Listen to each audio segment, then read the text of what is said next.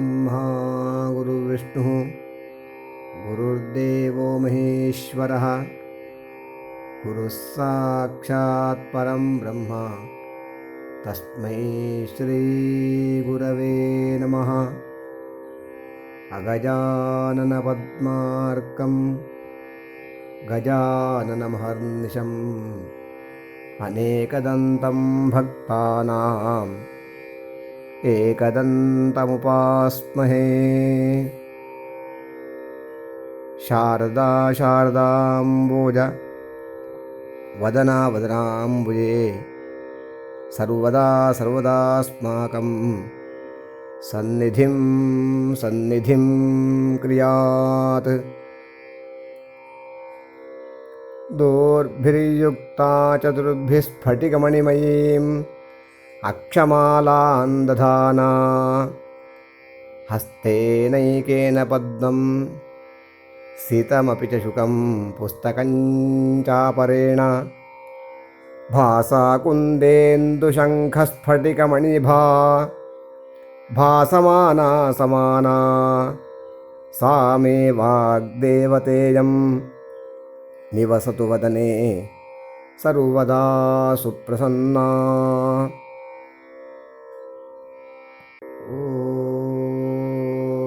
व्यासाय विष्णुरूपाय व्यासरूपाय विष्णवे नमो वै ब्रह्मनिधये वासिष्ठाय नमो नमः।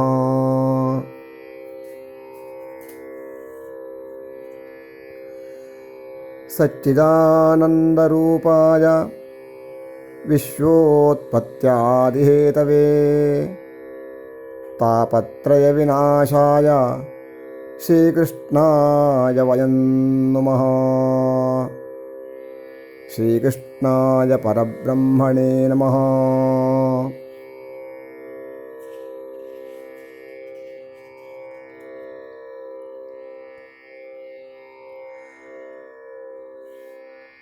ಗಣಪತಿ,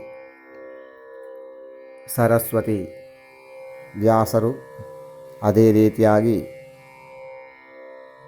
ಶ್ರೀಕೃಷ್ಣಾಯ ಪರಬ್ರಹ್ಮಣೇ ನಮಃ. ಪರಬ್ರಹ್ಮ ಸ್ವರೂಪಿಯಾದ ಶ್ರೀಕೃಷ್ಣನನ್ನು ಸ್ಮರಿಸುತ್ತಾ, ಗುರು ಹಿರಿಯರನ್ನು ಸ್ಮರಿಸುತ್ತಾ, ಶ್ರೀಮದ್ಭಾಗವತ ಮಹಾಪುರಾಣದ ಬಗ್ಗೆ ಮತ್ತು ಮಹಾತ್ಮೆ ಬಗ್ಗೆ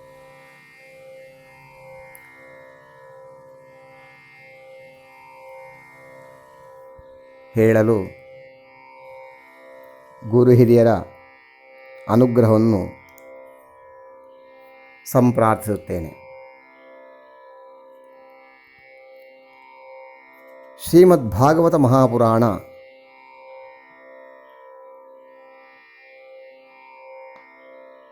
ವೇದವ್ಯಾಸರಿಂದ ರಚಿತವಾಯಿತು.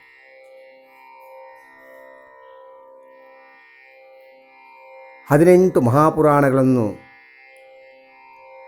18 ಉಪಪುರಾಣಗಳನ್ನು ಮಾಡಿ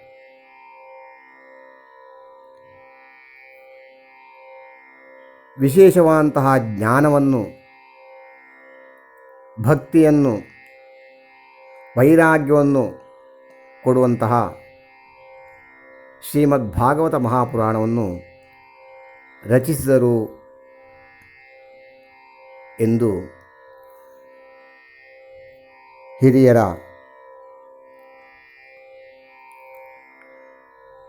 ಅಭಿಪ್ರಾಯ ಮತ್ತು ಎಲ್ಲ ಶ್ರದ್ಧಾಳುಗಳ ನಂಬಿಕೆ.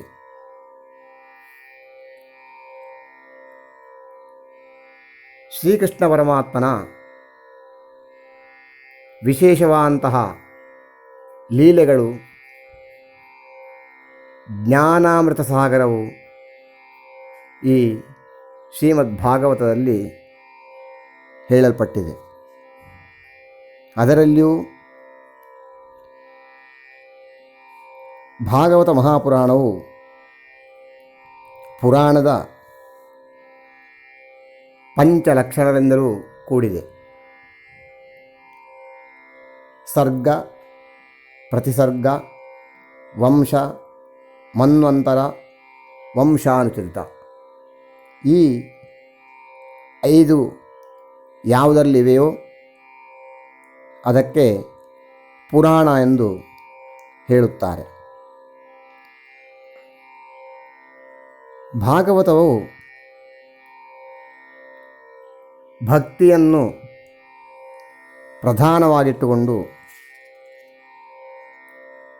ಜ್ಞಾನವನ್ನು ಕೊಡುತ್ತಾ ಎಲ್ಲರಿಗೆ ಬೇಕಾದಂತಹ ಇಷ್ಟಾರ್ಥವನ್ನು ಅನುಗ್ರಹವನ್ನು ಮಾಡುತ್ತದೆ. ಭಗವಂತ ಅಂತಹ ಶ್ರೀಕೃಷ್ಣ ಪರಮಾತ್ಮನ ಯಾವ ತೇಜಸ್ಸಿದೆ ಅದನ್ನು ಭಾಗವತದಲ್ಲಿ ಇರಿಸಿದ್ದಾನೆ ಅಂತ ಹೇಳಲ್ಪಟ್ಟಿದೆ. ತಚ್ಚ ಭಾಗವತೇ ದಧೌ. ಅದೇ ರೀತಿಯಾಗಿ ಶ್ರೀ ಪದ್ಮಪುರಾಣದಲ್ಲಿ ಉತ್ತರಖಂಡದಲ್ಲಿ ಶ್ರೀಮದ್ ಭಾಗವತ ಮಹಾತ್ಮೆಯಲ್ಲಿ ಹೇಳಿದೆ,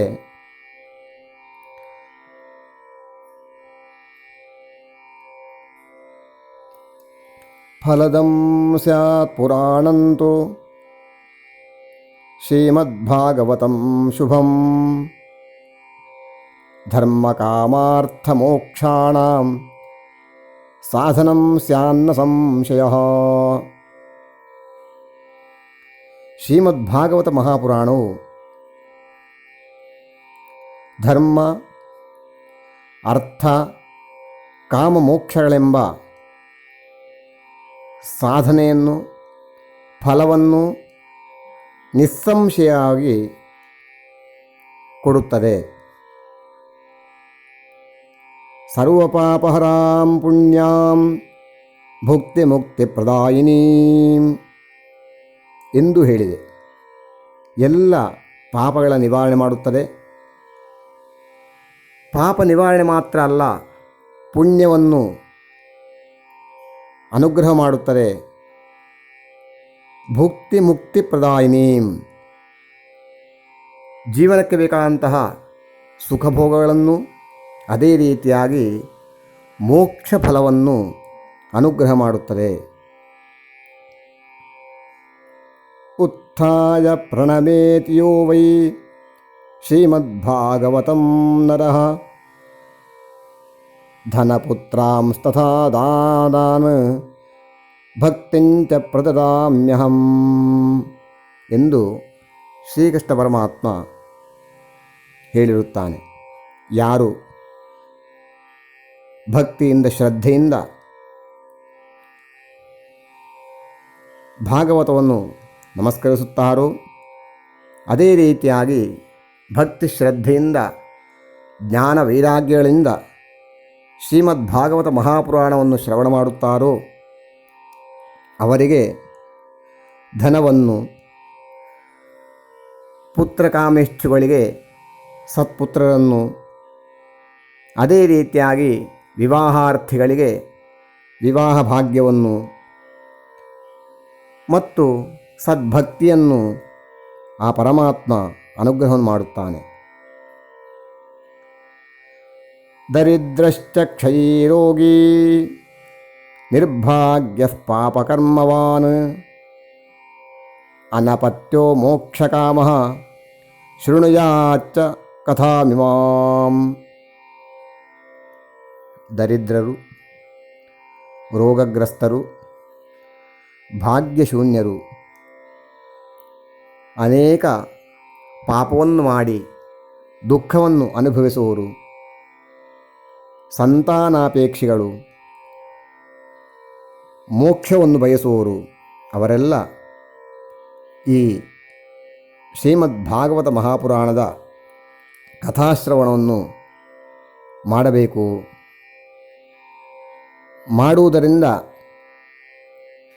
ಎಲ್ಲ ಕಷ್ಟಗಳು ನಿವಾರಣೆಯಾಗಿ ಇಷ್ಟಾರ್ಥಗಳು ಪ್ರಾಪ್ತವಾಗುತ್ತವೆ ಎಂದು ಶ್ರೀ ಪದ್ಮಪುರಾಣದಲ್ಲಿ ಹೇಳಲ್ಪಟ್ಟಿದೆ.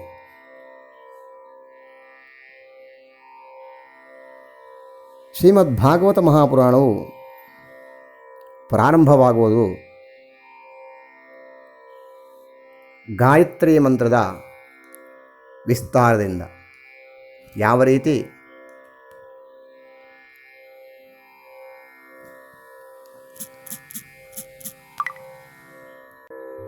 ಶ್ರೀಮದ್ ವಾಲ್ಮೀಕಿ ರಾಮಾಯಣವು ಗಾಯತ್ರಿ ಶಬ್ದಗಳಿಂದ ಮಂತ್ರಗಳಿಂದ ವಿಸ್ತಾರವಾಗಿದೆಯೋ ಅದೇ ರೀತಿಯಾಗಿ ಶ್ರೀಮದ್ ಭಾಗವತ ಮಹಾಪುರಾಣದ ಪ್ರಾರಂಭದ ಮಂಗಳಾಚರಣೆಯ ಶ್ಲೋಕವು ಅದೇ ರೀತಿಯಾಗಿ ಅದರ ಅರ್ಥವನ್ನು ಅನುಸಂಧಾನ ಮಾಡುವಂತೆ ಹೇಳಲ್ಪಟ್ಟಿದೆ. ತತ್ ದೇವಸ್ಯ ಸವಿತುಃ ವರೇಣ್ಯಂ ಭರ್ಗಃ ಧಿಯಃ ನಃ ಧೀಮಹಿ ಎಂದು ಗಾಯತ್ರಿಯಲ್ಲಿ ಹೇಳಿದಂತೆ ತತ್ಪದಾರ್ಥಕ್ಕೆ ಸತ್ಯಂ ಎಂಬಂತಹ ಪದವು, ದೇವಸ್ಯ ಸವಿತುಃ ಎಂಬಂತಹ ಪದಕ್ಕೆ ಜನ್ಮಾದ್ಯಸ್ಯತಃ, ವರೇಣ್ಯಂ ಇದಕ್ಕೆ ಪರಂ ಅಭಿಜ್ಞಃ ಎಂಬಂತಹ ಪದ, ಭರ್ಗಃ ಎಂಬುದಕ್ಕೆ ಸ್ವರಾಟ್, ಧಿಯಃ ಎಂಬುದಕ್ಕೆ ಹೃದ, ನಃ ಎಂಬಂತಹ ಪದಕ್ಕೆ ಆದಿಕವಯೇ, ಧೀಮಹಿಗೆ ಧೀಮಹಿ ಎಂದೇ ಇದೆ. ಅದೇ ರೀತಿಯಾಗಿ ಮತ್ಸ್ಯಪುರಾಣದಲ್ಲಿ ಭಾಗವತವು ಹೇಗಿದೆ ಎಂದರೆ, ಯತ್ರಾಧಿಕೃತ್ಯ ಗಾಯತ್ರೀಂ ವರ್ಣ್ಯತೆ ಧರ್ಮವಿಸ್ತರಃ ಇತ್ಯಾದಿ ಹೇಳಿ ತದ್ಭಾಗವತಮಿಷ್ಯತೆ. ಎಲ್ಲಿ ಗಾಯತ್ರಿಯ ಧರ್ಮದ ವಿಸ್ತಾರವಾಗಿ ಹೇಳಲ್ಪಟ್ಟಿದೆಯೋ ಅದು ಭಾಗವತ ಅಂತ ಹೇಳಲ್ಪಟ್ಟಿದೆ.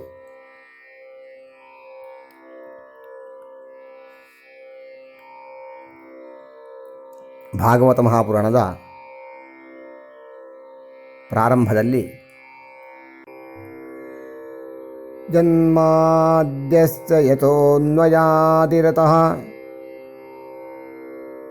ಚಾರ್ಥೇಷ್ವಭಿಜ್ಞಸ್ವರಾಟ್ ತೇನೇ ಬ್ರಹ್ಮಹೃದಾಯ ಆದಿಕವಯೇ ಮುಹ್ಯಂತಿ ಯತ್ಸೂರಯಃ ತೇಜೋ ವಾರ್ಯಮೃದಾಂ ಯಥಾ ವಿನಿಮಯಃ ಯತ್ರ ತ್ರಿಸರ್ಗೋ ಮೃಷಾ ಧಾಮ್ನಾ ಸ್ವೇನ ಸದಾ ನಿರಸ್ತಕುಹಕಂ ಸತ್ಯಂ ಪರಂ ಧೀಮಹಿ, ಸತ್ಯಂ ಪರಂ ಧೀಮಹಿ. ಪೃಥಿವ್ಯಪ್ತೇಜೋ ವಾಯುವಾಕಾಶ ಇತ್ಯಾದಿ ಪದಾರ್ಥಗಳಲ್ಲಿ ಸದ್ರೂಪದಿಂದ ನೆಲೆಸಿದ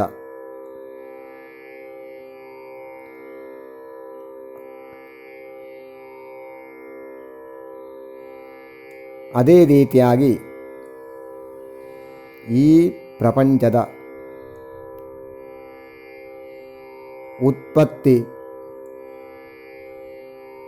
ಸ್ಥಿತಿ ಲಯಾದಿಗಳಿಗೆ ಯಾವ ಪರಮೇಶ್ವರನಿಂದ ಯಾವನು ಸರ್ವಜ್ಞನೋ, ಯಾವನು ತನ್ನಿಂದ ತಾನೇ ಹೊಳೆಯುವನೋ, ಸ್ವತಃ ಸಿದ್ಧ ಜ್ಞಾನವುಳ್ಳದ್ದೋ, ವೇದಗಳಲ್ಲಿ ಬ್ರಹ್ಮವಸ್ತುವಿನಲ್ಲಿ ಮಹಾಜ್ಞಾನಗಳು ಮೋಹಿಸುತ್ತಾರೋ ಅಥವಾ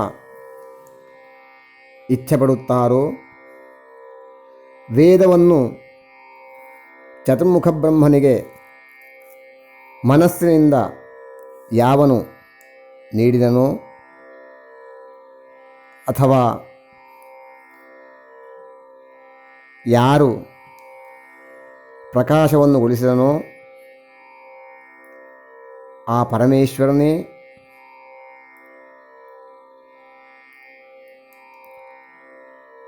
ಸತ್ವ ರಜ ತಮೋ ಗುಣಗಳಂತಹ ಆತ್ಮಮಾಯ ಗುಣಗಳಾದ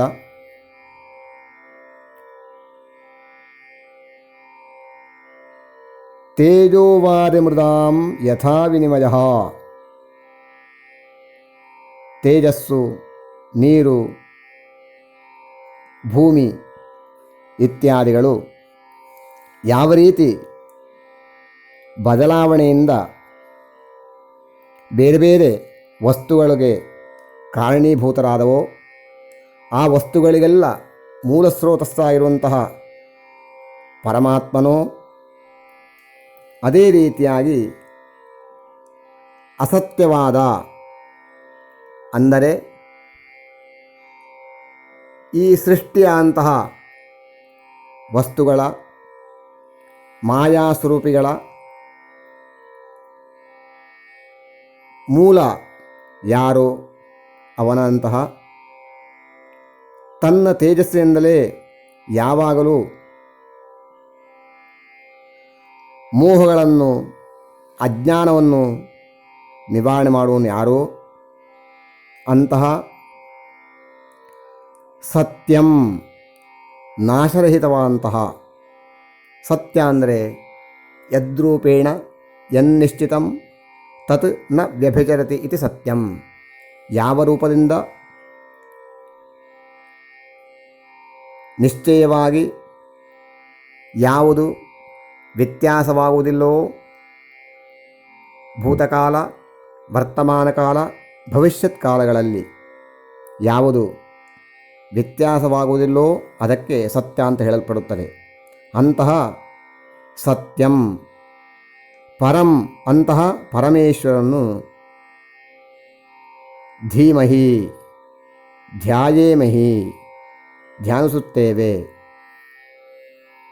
ಅಂತಹ ಸರ್ವವ್ಯಾಪಕನಂತಹ ಪರಮೇಶ್ವರನನ್ನು ಪರಮಾತ್ಮನನ್ನು ಧ್ಯಾನಿಸುತ್ತೇನೆ ಎಂದು ಪ್ರಾರಂಭದಲ್ಲಿ ಮಂಗಳಾಚರಣೆ ಮಾಡಲ್ಪಟ್ಟಿದೆ.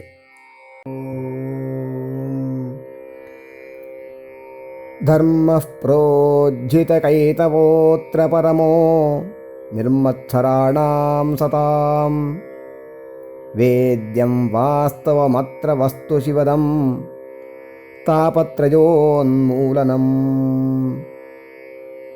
ಶ್ರೀಮದ್ಭಾಗವತೆ ಮಹಾಮುನಿಕೃತೆ ಕಿಂ ವಾ ಪರೈರೀಶ್ವರಃ ಸದ್ಯೋ ಹೃದಯವರುಧ್ಯತೇತ್ರ ಕೃತಿಭಿಃ ಶುಶ್ರೂಷುಭಿಸ್ತತ್ಕ್ಷಣಾತ್.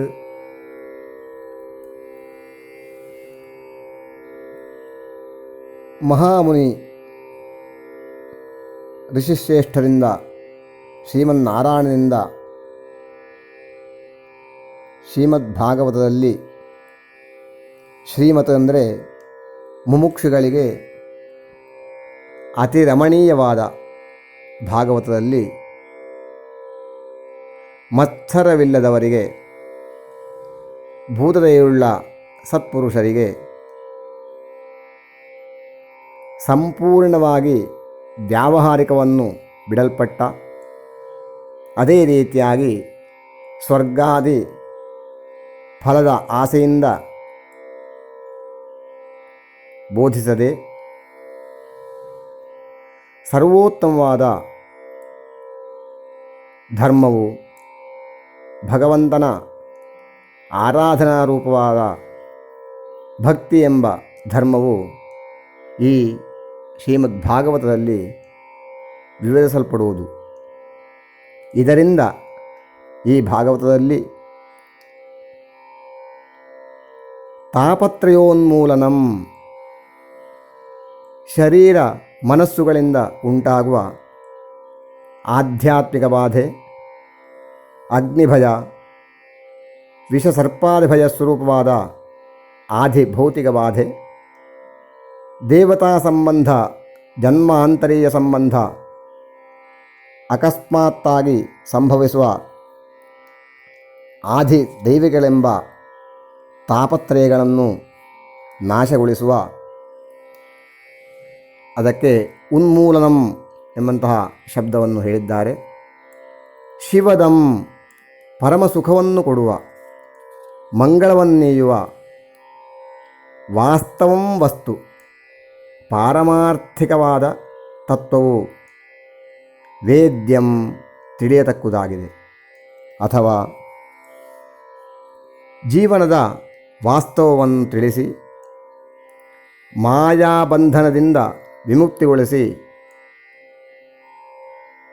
ಆತ್ಮವಸ್ತು ಪರವಾದದ್ದು, ಶ್ರೇಷ್ಠವಾದದ್ದು, ಅದುವೇ ಪರಬ್ರಹ್ಮ, ನಿತ್ಯ, ಶಾಶ್ವತ, ಅಕ್ಷರ, ಮೋಕ್ಷ ಇತ್ಯಾದಿ ತಿಳಿಸುವುದು. ಅಪರೈಹಿ ಇತರ ಶಾಸ್ತ್ರಗಳಿಂದ, ಅಂದರೆ ಶಾಸ್ತ್ರಾಂತರಗಳಲ್ಲಿ ಹೇಳಲ್ಪಟ್ಟ ಮಾರ್ಗಗಳಿಂದ ಪರಮೇಶ್ವರನು ಸದ್ಯ ಕೂಡಲೇ ಹೃದಯದಲ್ಲಿ, ಮನಸ್ಸಿನಲ್ಲಿ ಸ್ಥಿರವಾಗಿ ಇಡಲ್ಪಡುವನೇ ಕಷ್ಟ ಸಾಧ್ಯ. ಆದರೆ ಶ್ರೀಮದ್ ಭಾಗವತದಲ್ಲಿ ಯಾರು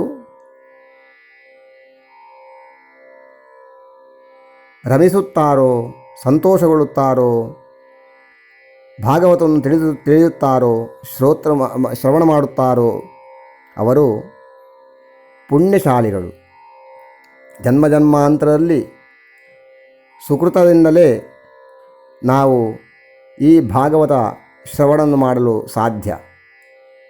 ಆ ರೀತಿಯಾಗಿ ಭಕ್ತಿ ಶ್ರದ್ಧೆಯಿಂದ ಯಾರು ಭಾಗವತವನ್ನು ಕೇಳುತ್ತಾರೋ